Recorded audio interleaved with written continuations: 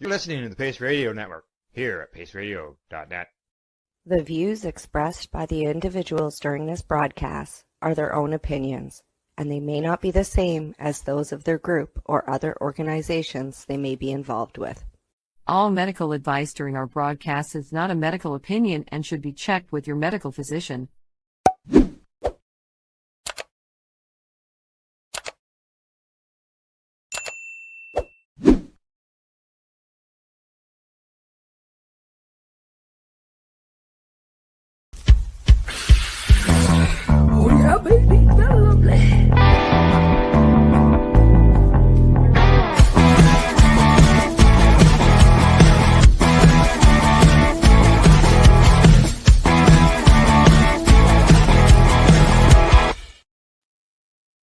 Good morning, it's March the 16th, and welcome to Psychedelics and Cannabis Educational News.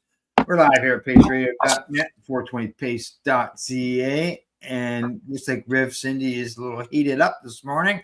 She's got the fan going. Is it the stories we got that's got you?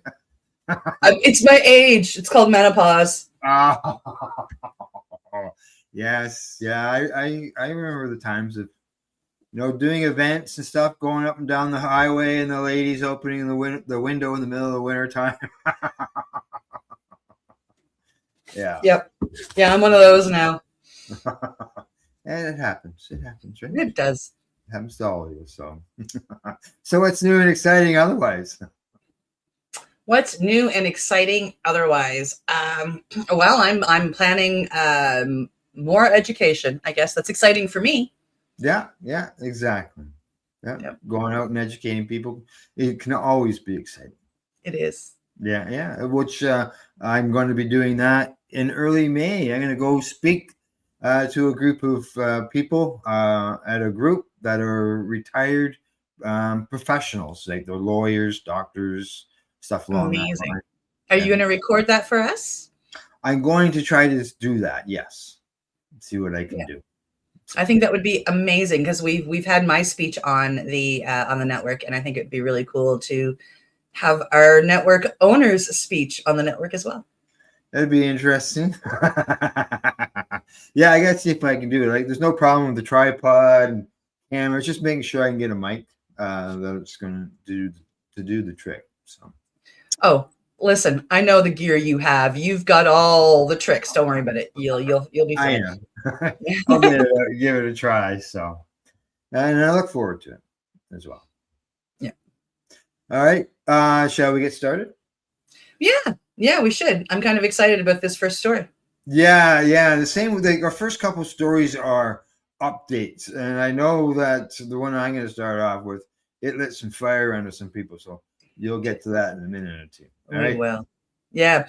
Our first story today is coming to us from the CBC News here in Nova Scotia. Member 2 First Nation defends sovereignty over cannabis and tobacco sales. A First Nation in Atlantic Canada is drawing a firm line over who controls commerce on its territory, and the debate is raising larger questions about Indigenous sovereignty, economic self-determination, and cannabis regulation here in Canada.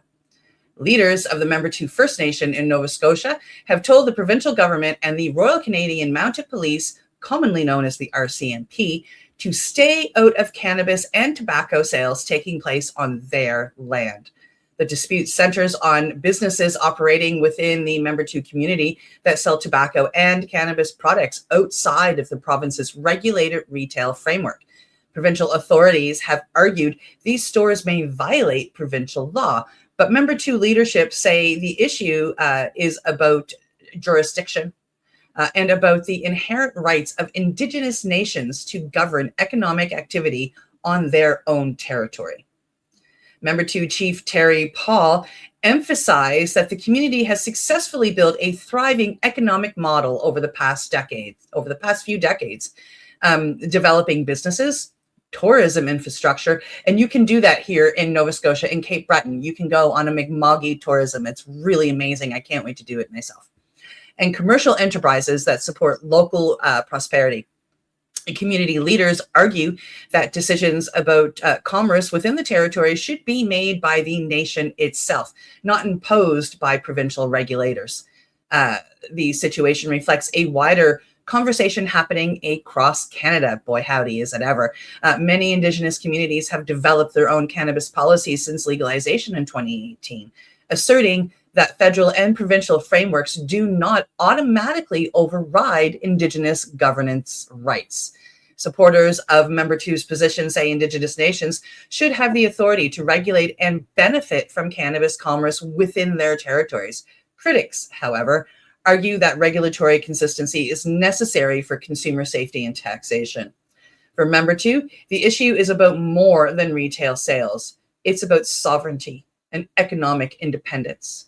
As Chief Paul and other leaders have made clear, the community intends to defend its rights to determine how businesses operate on its land. And the outcome of this debate could influence how Indigenous jurisdiction over cannabis is interpreted across this whole nation of Canada in the years ahead. And I don't know about you, Al, but I am so excited to see this all come to fruition. Oh yeah. It's gonna be a battle for sure. I see in the report they say that the province claims that this has already been settled in the courts when it comes to the treaty rights. And obviously, the Mi'kmaq don't agree with that. No, the Mi'kmaq don't. After having 5 of their businesses raided on reserve land, it was the push that they needed to move forward with what they're doing. And one of the things that they are doing here is the chiefs across Mi'kmaq land here in Nova Scotia have banded together and have created a board, for lack of a better word, that coming to my brain, that are making decisions on the businesses specifically about cannabis and tobacco on reserve land.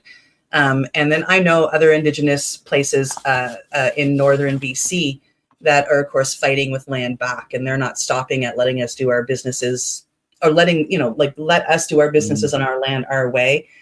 They're insistent that Turtle Island, being all of North America, is their land, and they are working hard to take land back.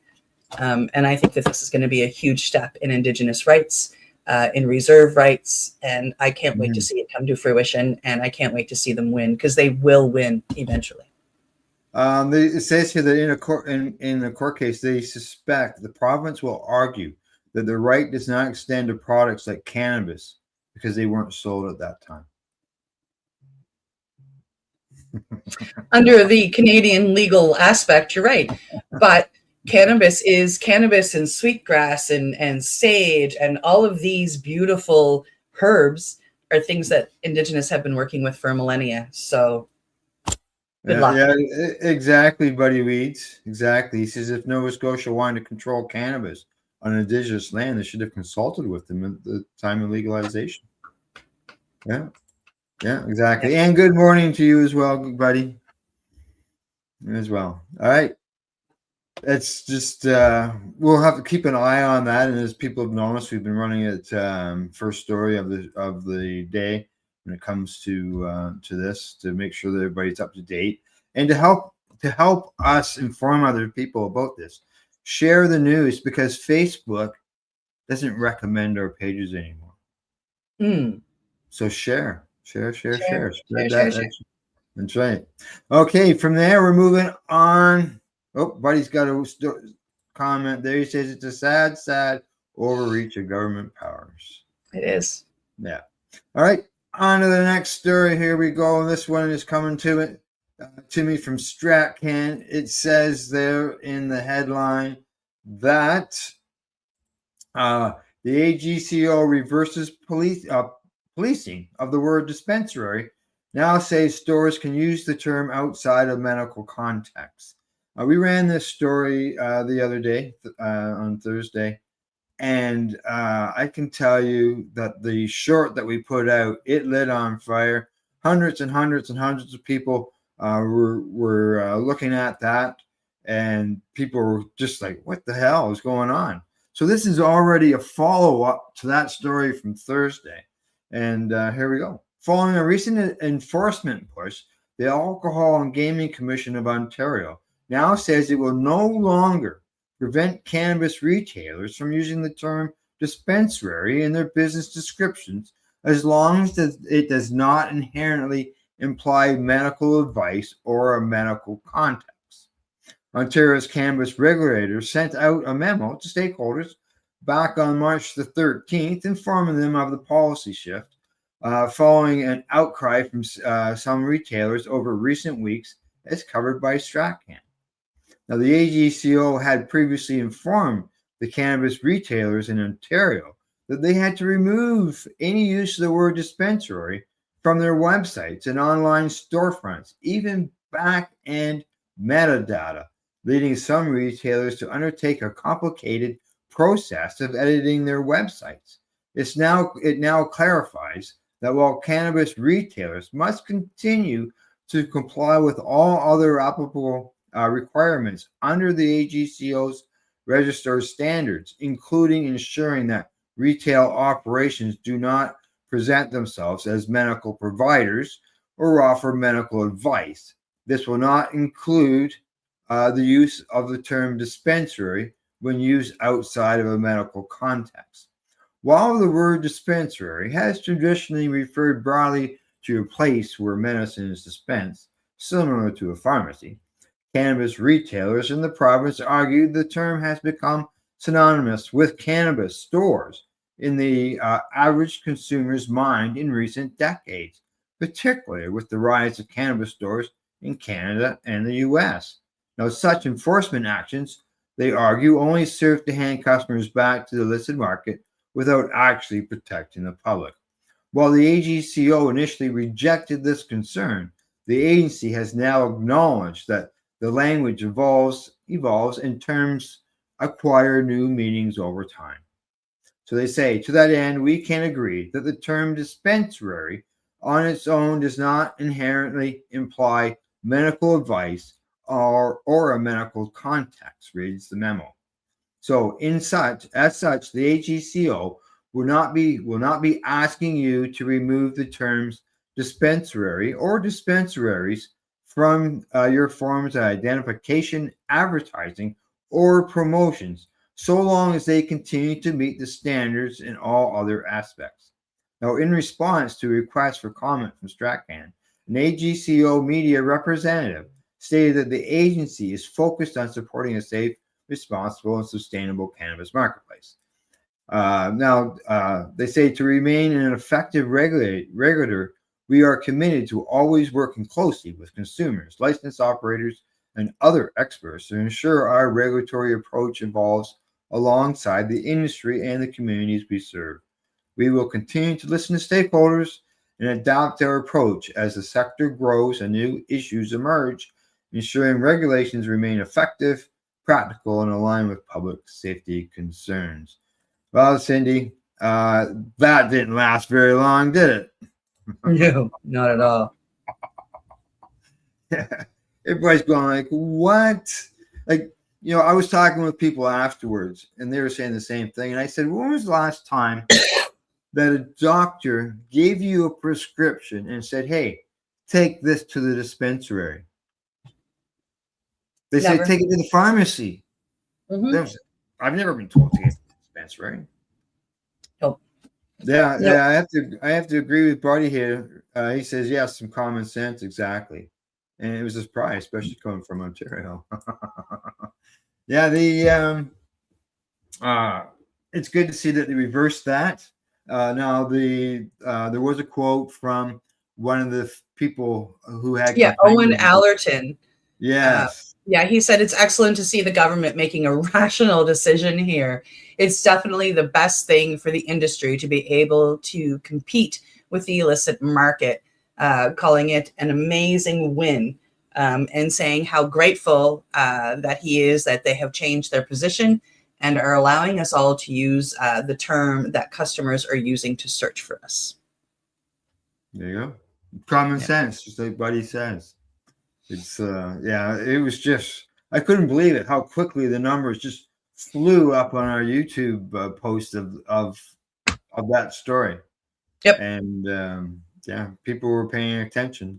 So hopefully they'll see the change. Yep. Fingers All right. crossed. On to the next All one. right. On to the next story, coming to us from the Ounce. Now, this is coming to us actually from Newfoundland. Cannabis sales rise in Newfoundland, but government revenue falls. Isn't that interesting?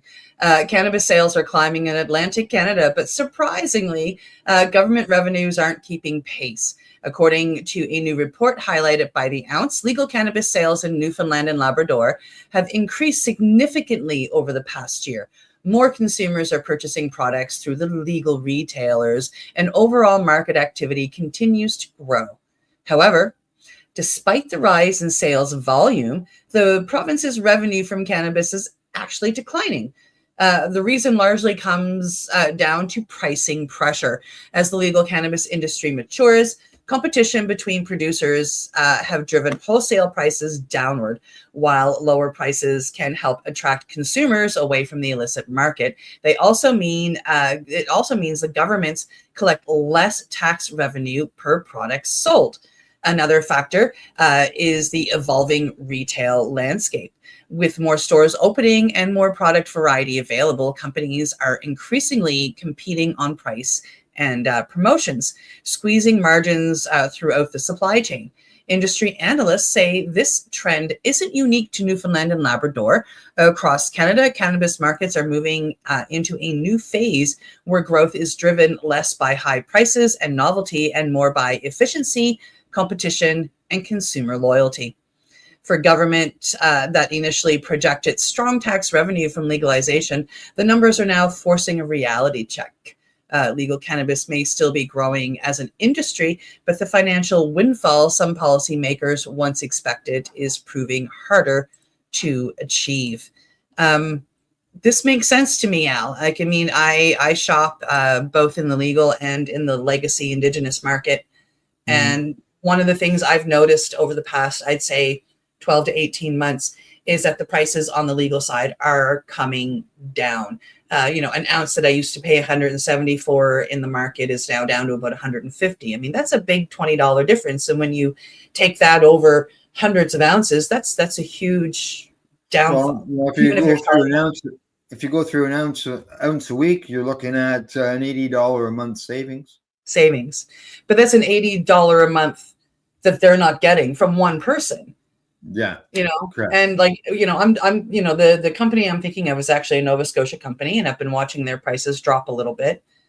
They grow amazing cannabis, truly amazing, burns clean. They grow it aquaponically. There's no chemicals. It's beautiful cannabis. But their prices have gone down just to compete with the lower end pricing, and it's the only way that they can stay in business. I'm just basically a cart purchaser, and I haven't really noticed it there. I'm not buying any herbs, so I don't know to be able to let you know what we're seeing at this end of the woods. The prices are dropping out in Ontario too, because when I was out in Ontario, I bought I don't even know if I have any here. I do. I bought some hash wrap joints when I was there. And in my research and looking for them, Ontario is so different than Nova Scotia, of course, because everything's by government here. Everything's in the Nova Scotia liquor store, and everything is uniform from, literally the northern tip to the southern tip. But when I was in Toronto and went searching for these joints within like a 2-block system, this joint went from anywhere between $17 to $29.99. Wow, that's a big difference. $12. Big, over $10 difference from like literally within 2 blocks. Wow. Either someone's making a lot of money or someone's not making any money. Yeah, well, I went and bought a few from the gentleman who had them for the $17. Rosebud Cannabis, by the way, amazing dude, amazing dispensary. You feel like you're walking into Legacy straight up. It's amazing. And he gives he gives better prices on purpose to draw people in, is what he said. He doesn't believe that he should be making a fortune on other people's needs. Yeah, good. All righty. Moving on to our next story. You know, we've been talking about scromiting, CHS. You know, what's the cause of this? You know, they can't nail it down exactly where this is coming from. But hey, we got something new to add to the mix, and here we go with our next story. This one comes to us from greenstate.com. It says, new study links cannabis vaping to controversial vomiting syndrome. That's right. Something else to add to the list. A new study by California researchers is raising concerns of a possible link between cannabis vaping and a rare disorder called cannabinoid hyperemesis syndrome, or CHS, that can leave users violently vomiting for days. The researchers found that people who use electronic vape cartridges develop CHS much faster than people who smoked cannabis or used edibles. Now, Megan Midqua, one of the study's authors, called the findings combined with increasing vape usage a massive public health concern. Now, according to our recent study findings, those who used vapes alone are hitting it more often throughout the day and developing CHS symptoms sooner than those who smoke by years. And years is in bold letters. Now, she goes on to say, well, this is what she says in the LinkedIn post. But the study published last week in Cannabis and Cannabinoid Research was based on more than 1,130 responses to a digital survey sent to people who said they experienced CHS. It did not prove any causal mechanism between vaping and developing CHS, but found a strong statistically significant association showing vape cartridge users were more likely to develop CHS sooner compared to smokers and use higher levels of cannabis. Now, Cody Peterson, the study's lead author and an associate professor of pharmaceutical science at UC Irvine, cautioned that the results do not prove vaping cannabis is more dangerous than smoking. He says, this is just an association that we saw. We certainly can't say anything definitive. Now, and he also says that it's just something we noticed, that people who exclusively vaped developed CHS in a shorter timeline. Now, he also goes on to say that the study's strong association between heavy daily use of cannabis, including THC-rich vape cartridges, provides strong evidence that THC itself is causing CHS.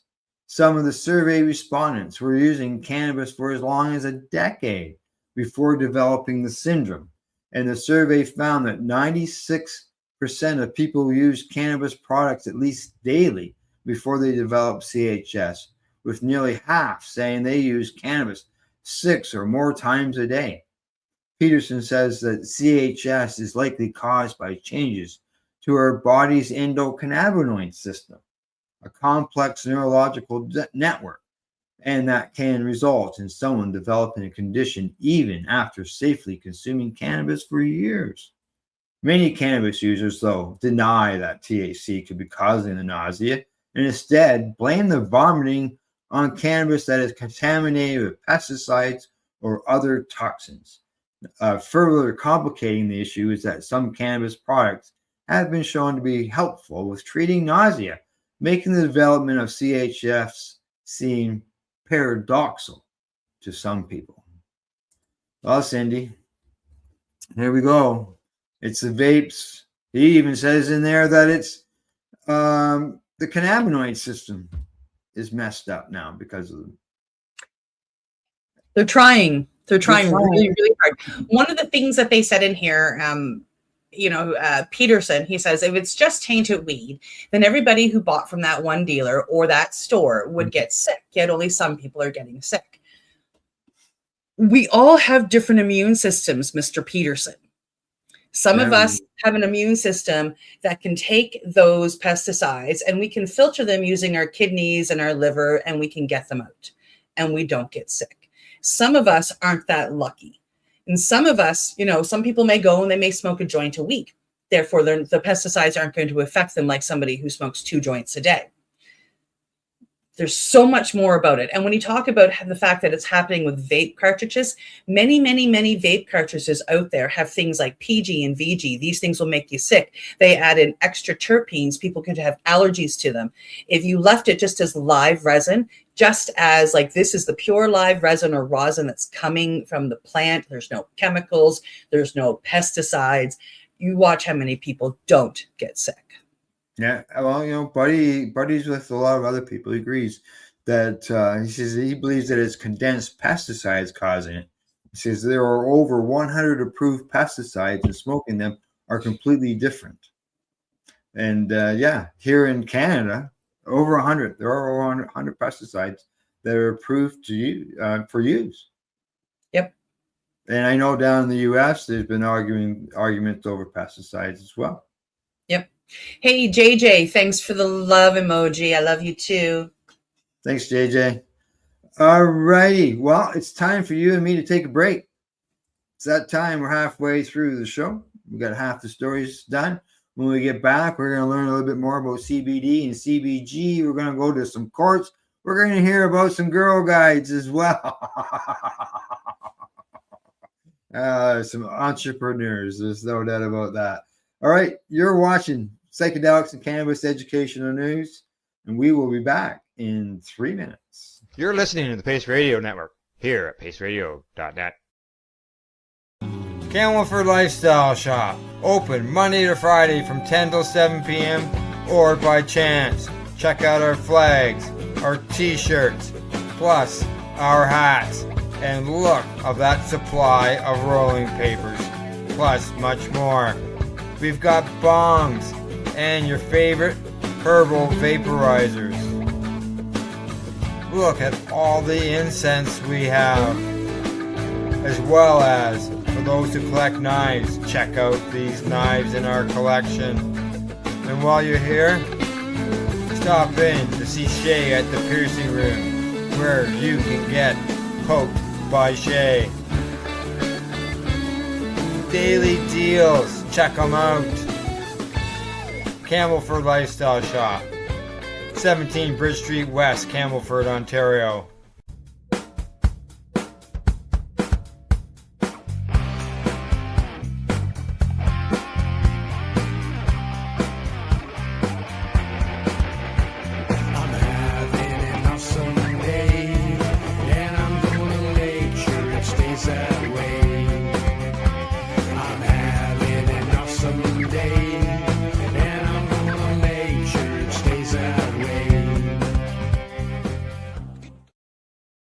Limestone City Hydroponics is Kingston, Ontario's hydroponics shop. Take your growing to the next level and create the optimal environment with a tent kit, or maximize your yield with an ebb and flow flood table kit. Either way, Limestone City Hydroponics has more sizes and options to fit your needs. Are you looking for the power of the sun that adapts to your budget? Then look no further, as they have professional grow lighting. They have indoor grow systems that are easy and cost effective, with many options to fit your living space and lifestyle. Cultivate your growing potential. We have everything you need to succeed. And if you can't make it to the store, they offer local delivery to the greater Kingston area. Remember, when you're looking for experts to help you grow, then look no further than the locally owned Limestone City Hydroponics, 105 Sunderland Drive in Kingston, Ontario. Call them at 613-548-0420. Rerolled Saturdays. Check it out. Nothing but non-stop cannabis and psychedelic programming. Find it at 420pace.ca. You're listening to the Pace Radio Network here at paceradio.net. And you're watching Psychedelics and Cannabis Educational News. What do we got for education? We got some education coming up for our next story, don't we? We do. We do. And you notice during the first part of the show, I mentioned about sharing our broadcasts, and that's because Facebook says that we are bad people, that we don't meet the community standards. And what are we doing? We're sharing the news. Yeah. I think the first story came to us from mainstream media. Yeah, exactly. You know, so I don't know. It makes sense. So share us, help spread the news, and talking about news. Let's get at her. Yeah. On to the next story. It's coming to us from Leafy. CBD and CBG show promise for fatty liver disease. New research suggests that two lesser-known cannabis compounds could play a role in treating one of the world's most common metabolic diseases. A study highlighted by Leafy examined the effects of CBD and CBG on non-alcoholic fatty liver disease, a condition affecting millions of people worldwide. The disease occurs when excess fat builds up in the liver, potentially leading to inflammation, fibrosis, and serious liver damage. Researchers found that both cannabinoids appeared to reduce markers associated with inflammation and metabolic dysfunction in experimental models. CBD has already been widely studied for its anti-inflammatory properties. CBG, sometimes called the mother cannabinoid, is attracting increasing scientific attention for its potential therapeutic benefits. Scientists believe cannabinoids may interact with the body's endocannabinoid system, of course, a network of receptors involved in regulating metabolism, inflammation, and cellular balance. By influencing these pathways, CBD and CBG may help improve liver health and reduce disease progression. While the findings are still early and more human clinical trials are needed, as always, the research highlights the growing interest in cannabinoids beyond THC. As scientists continue exploring the medicinal chemistry of the cannabis plant, compounds like CBD and CBG may eventually become part of new treatments for metabolic and inflammatory diseases. And I think that that is way behind schedule, straight up. I use CBD on a daily for inflammation, and it so helps. What about you, Al? I have CBD plants that I grow, and in order to take as capsules, or if I want, I can smoke them as well. And I've even pressed some and turned it into some rosin. I've got CBD concentrates here somewhere that I dab up. They're great. They work for a lot of people. It's too bad that our government decided not to expand them into storefronts, as far as pharmacies, health food stores, and stuff like that. So. Absolutely. And this is great. It says that CBD and CBG have been found to improve blood sugar control as well. Yes. Yeah, it's like we look at cannabis, and if they hadn't have had prohibition back in 1923, we were using it. We being humans, were using it as medicine way back then, in cough medicine, pain medicine.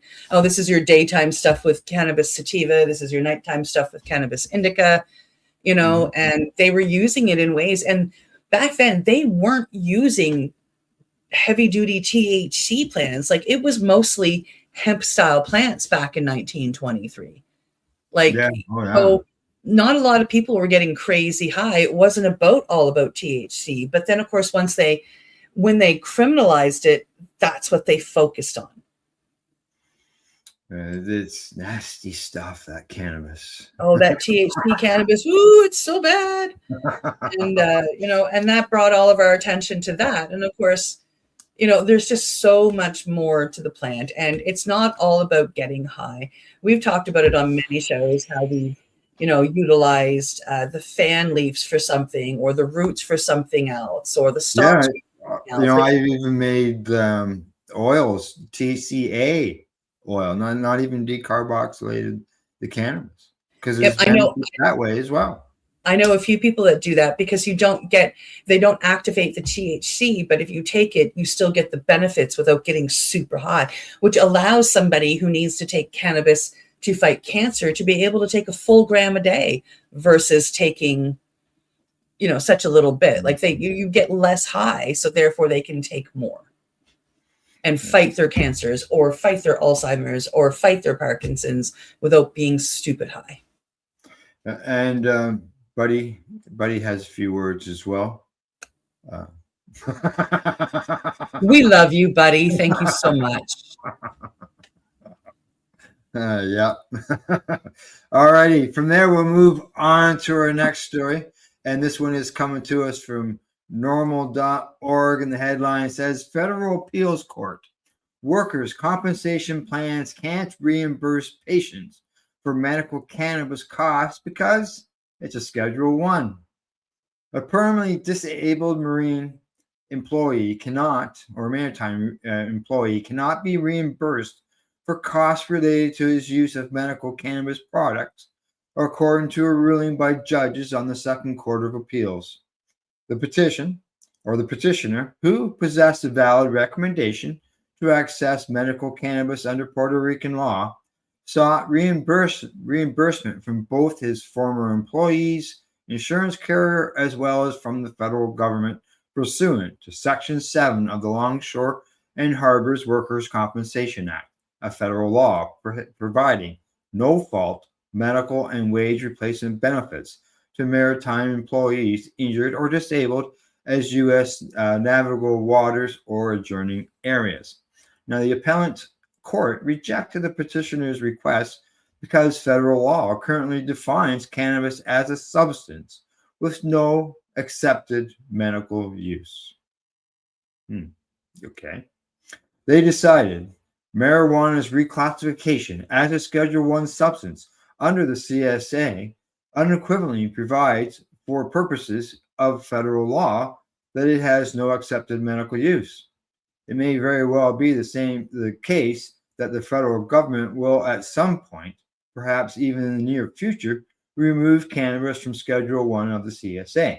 But that is a decision for the political branches of the federal government, not for the judiciary.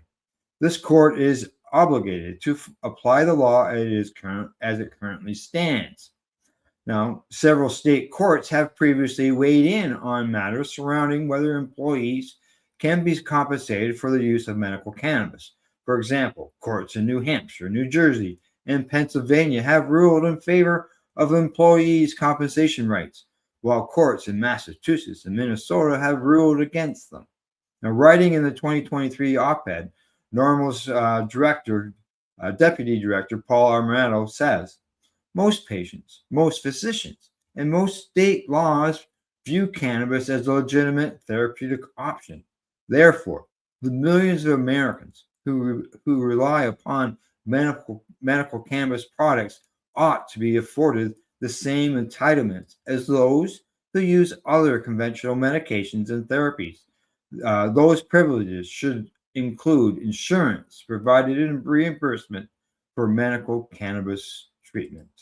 And I have to agree with Mr. Armaretto and Normal on that. 100%. Yeah. 100%. Yeah. You know, yeah. Here in Canada, I don't know what the laws are now. The last time I had to fight for them, I had some work insurance that gave me $300 a year that I could use for medical purposes. And where medical cannabis was legal here in Canada, I was allowed to claim some of that. I mean, mind you, $300 isn't even a month worth of medicine, but no, it is what it is. And then I know that there was somebody here in Canada fighting for workers' comp coverage, and I'm not sure whatever happened to that. Yeah. Straight. I know that Sun Life has covered some people. There are some insurance companies that will. As you mentioned, there's a cap. The one I know of I'm aware of is $2,500 Yeah, a the year. 300 was before legalization, actually. And with $300 a month, well, yeah, you're a little No, more. $300 a year before legalization. Yeah. So there is some coverage out there. But yeah, you got to look for it. And as far as, your work at work, if your work has got some type of insurance policy that you're on, you can check there to see if there's any hope of coverage. I would think that any company who would get that on their plan would probably see an increase in what they're paying for it as well. So Yep. Oh yeah. yeah, it's so dangerous. All righty. Let's hear about these girls and their Yes, customers. I giggled when I saw this. This isn't the first time this kind of stuff has happened, but I really love that they put this story together. So let's see what they have to say. So this one is coming to us from Mugglehead Magazine. Girl Scout cookies sales spark cannabis culture debate. This is a lighter story that's stirring debate online. In New Jersey, a group of young members of the Girl Scouts of the USA attracted criticism over setting up a cookie sales table outside a legal cannabis dispensary. I commend those girls on their brilliant business thinking. Perfect place to go set up. Photos of the stand quickly spread across social media, with some people joking that the Scouts were cleverly targeting customers experiencing the classic cannabis munchies. Others, however, argued that selling cookies outside a dispensary raised questions about whether children should be involved in fundraising near adult use cannabis businesses. As Al and I were discussing earlier, they set outside the liquor stores all the time here in Canada. Supporters of these Scouts pointed out that the cookie sales often take place outside grocery stores, community events, and other high traffic locations. In this case, the dispensary owner had reportedly invited the group to set up there as a way to support their fundraising efforts. Good on the dispensary owner. Critics, meanwhile, said the situation highlighted the complicated cultural space cannabis now occupies. Legal and normalized in many places, but still controversial when it intersects with youth organizations. Despite the debate, many observers treated the story with humor, noting that the combination of cookies and cannabis culture was almost too predictable. Regardless of where people land on the issue, this viral moment shows just how much cannabis has entered mainstream culture, sometimes in unexpected ways. And Al, it shows the brilliance of these young ladies in picking the perfect place to go sell cookies. Exactly. Yeah. As you said, it's happened before. Yes. They can stand out here in Ontario. They can stand out in front of a liquor store. Beer stores, all their stuff. Same here in Nova Scotia. Yeah. Now the Scouts, the Girl Scouts down there say that their leaders says that Girl Scouts can set up booths outside of businesses that they would be able to enter or purchase something from. As you know, here in Ontario or Canada, minors cannot go into a cannabis store, but they go into liquor stores all the time with their parents. Yep. Here in Nova Scotia, all but one of our cannabis stores are in the backs of liquor stores. So if I go into a liquor store, I can take, one of my friends' minor kids or my grandchildren. We can walk around the liquor store if we want. But if I wanted to go into what I call lovingly refer to as the cannabis closets, I have to leave the kids outside of the cannabis closet, standing in the liquor store by themselves. That's so much safer than taking them in so they could see a picture of a leaf. Yep. Yeah. And what other plant? Yeah. What's that? Here in Nova Scotia, the liquor store is everything. You can walk around, you can see it, you can smell it, you can touch it. In our cannabis closets, everything is in a drawer. They don't have anything out here in Nova Scotia. So what are you seeing? You're seeing some pictures, you're seeing some packages, and that's it. Behind glass. Yeah. It's just not. It's a legal store. It's a cannabis store. Okay. What other plant? A picture of a plant is forbidden for youth to see. I can't think of another plant that the government's forbid minors from seeing in a picture. Yeah. So now, Buddy Weeds, he's chiming in here. He says that we're known for getting the munchies, and he agrees. Good on them. Yep. And he makes this other point. He says, don't forget about the cultivator. the cultivar Girl Scout cookies. Yes. That's right. Exactly. It is there. It's I would imagine each state would have different laws, regulations on that, just like we do here, as far as the minors entering different stores. But it's just a leaf, right? So harmful. Ooh. All right, time for us to go on to the last story of the day, this is I had a bit of a chuckle when I first saw this, so we'll get into it and we'll talk about it afterwards. And here we go. This one's coming to us from Marijuana Moment, and the headline on it says, "Feds deny Snoop Dogg request to trademark smoke weed every day because marijuana is illegal and a song lyric is too popular."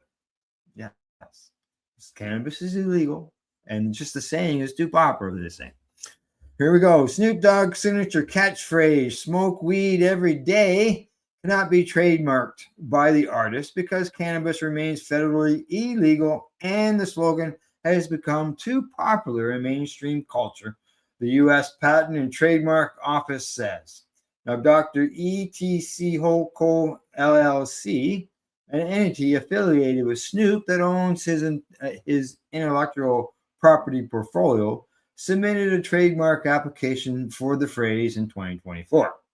Then, nearly 2 years later, received a denial letter from the USPTO on Tuesday.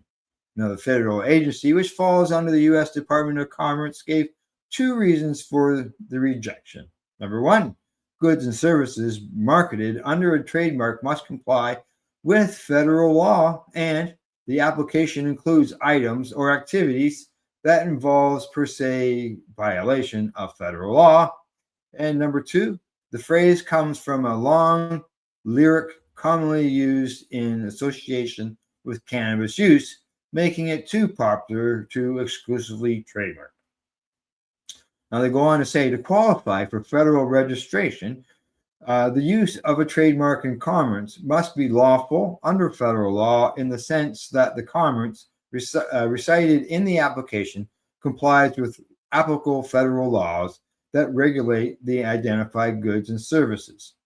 Goes on to say that if the goods or services, which is a mark, is intended to be used or prohibited by law, the applicant can neither use its mark for lawful commerce nor have the requisite bona fide intent to use the mark in lawful commerce. Now, the agency's denial letter additionally said the registration was refused because the applied for mark is a slogan or term that does not function as a trademark or service mark to indicate the source of applicant's goods or services and to identify and distinguish them from others.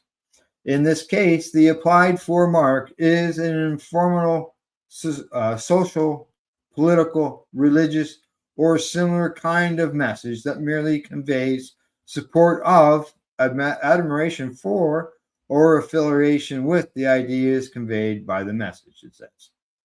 Now it goes on to say that terms and phrases that merely convey an informal message are not registratable. To support its case, they provided examples of the phrase "smoke weed every day" appearing on various products sold by retailers such as Amazon, Weed Dreams, and Redbubble. Now, Josh Gerben, an attorney and co-founder of Gerben IP, said in a blog post about the decision and about the denial that Snoop's company may appeal the decision, but the most difficult part of the challenge the case presents is the federal legality issue tied to cannabis sales. I can see that. Now, the application identifies retail services involving cannabis products, he says. And under current federal law, cannabis remains illegal, and the USPTO routinely refuses applications tied to federal unlawful goods or services. I can see that. Now, taken together, the refusals create a steep uphill battle Gerben says, and unfortunately, or fortunately for Snoop Dogg, this refusal affects only the trademark registration and not the activity the phrase famously celebrates. Now, there you go, Cindy. You can't popular things, you can't put a trademark on them, and especially the illegal. Yeah. If somebody, the rescheduling expeditiously that hasn't started, it's been 3 months now. Expeditiously means really quick. Maybe at that point, maybe something might change. Yeah, maybe for them, but they still got the fact it. that it's a phrase that is commonly used, which would still be a battle even after it was changed, even if cannabis was legal. Yeah, because he's not the only one that uses it, right? So there are more battles than just the legality here. Although the legality is the biggest battle in there, there are still other battles that he would have to fight. Yeah. Oh, for sure. And it's going to be a while. I see Buddy Wee has cropped up on our comments about the pictures of plants and being in use, not being allowed to see them. And he says that the poppy is used to support the Legion. And as we know, the poppy is the plant that makes the opioid, and the opium and all that other stuff. Yep. Good example. Sure. Yeah. You're allowed to grow poppies here in Canada. Even the red ones? Oh, I see them all over the place here in Nova Scotia. Yeah, people grow them all the time. Yeah. The right ones, because there are some poppies that don't. That don't. Yeah, they've genetically gotten rid of the opium stems that are in them. I honestly haven't paid attention to that. I just see the poppies along certain houses, right? And which I then assume, I look at the house and go, oh, veteran must live there. Yeah, and there's other plants too that people can get high on. Morning glories. Yep. They don't outlaw Amanita muscaria. You can get that, and it's legal. Yeah. So. Maybe someday some common sense will come in on that. And So, okay. Anything else? I don't think so.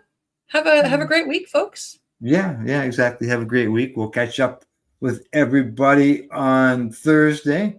But other than that, that's it for today. We hope you found it informative and educational. Thanks go out to you guys, everybody, for tuning in and for interacting with us. We don't mind that whatsoever, as you've noticed. And thanks go to our sponsors, Limestone, Hydroponics.ca, the Campbellford Lifestyle Shop, as well as At-Eze.ca. And we'll see you Thursday, as I mentioned. And always, don't forget to educate, medicate, and do not incarcerate. You're listening to the Pace Radio Network here at paceradio.net. The opinions of the individuals during this broadcast are their own, and may not be the opinions of their group or other organizations they may be involved with. All medical advice during our broadcast is not a medical opinion and should be checked with your medical physician. Enjoy the buzz of legalization with Campbellford Lifestyle Shop. From lights to plant nutrients, books, consumption accessories, and more. We've got all your basics to grow or consume cannabis. Visit our info center or take a look at our piercing services and body jewelry, now available in-store through Campbellford Lifestyle Shop, 17 Bridge Street West, Campbellford. Limestone City Hydroponics is Kingston, Ontario's hydroponics shop. Take your growing to the next level and create the optimal environment with a tent kit, or maximize your yield with an ebb and flow flood table kit. Either way, Limestone City Hydroponics has more sizes and options to fit your needs. Are you looking for the power of the sun that adapts to your budget? Then look no further, as they have professional grow lighting. They have indoor grow systems that are easy and cost effective, with many options to fit your living space and lifestyle. Cultivate your growing potential. We have everything you need to succeed. And if you can't make it to the store, they offer local delivery to the greater Kingston area. Remember, when you're looking for experts to help you grow, then look no further than the locally owned Limestone City Hydroponics, 105 Sunderland Drive in Kingston, Ontario. Call them at 613-548-0420. We are people advocating cannabis education here at paceradio.net.